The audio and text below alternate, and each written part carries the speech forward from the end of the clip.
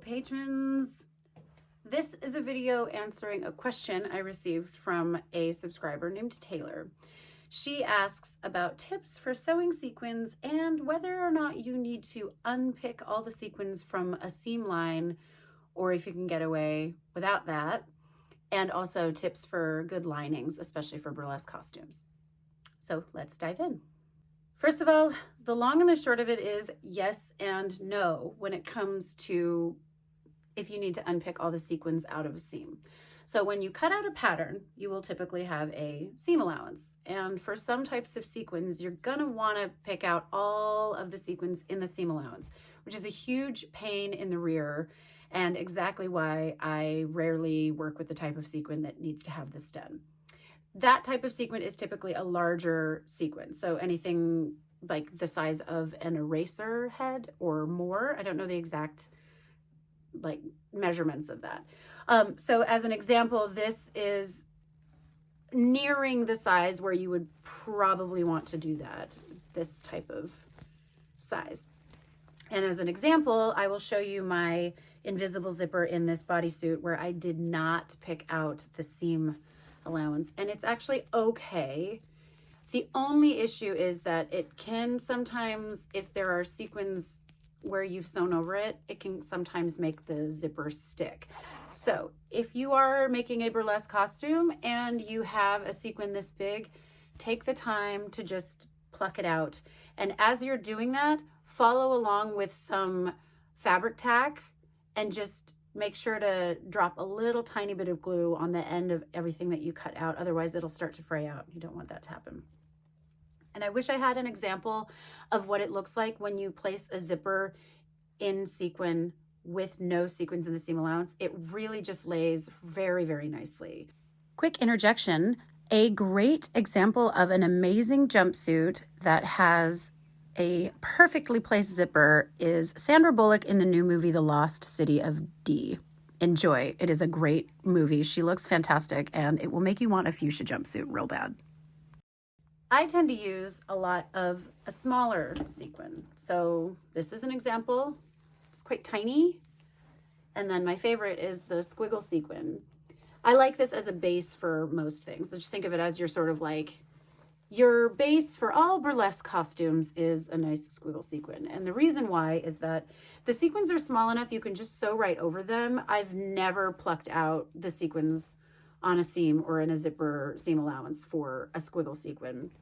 And another thing too is if you have to get away without lining it, like if you're trying to make something super quick, you don't necessarily need to because the backing isn't super scratchy either. Sometimes on a bigger sequin, the way that they weave it onto the fabric, the backside can be scratchy as well, but not with the squiggle sequin. And if you really have to, and you're really in a pinch, you can just fold it over and hem it. I wouldn't recommend that because that against the skin is just not gonna be great, especially like under the arms or if you're making a onesie. However, if you have to, it's not gonna slice you up as bad as some of the bigger sequins. But highly recommending, and now as we move on to the second part of that question, linings, I highly recommend lining it and either binding the edges of all of your sequin or flipping it out so that you might have a little bit of the sequin side against your skin, but it's going to be a seam folded in with the lining mostly against your skin. So let's move on to linings and we'll dive more into that. If you're working in costuming, the majority of the sequin that you work with will probably be stretchy, either a 2 or a 4-way stretch.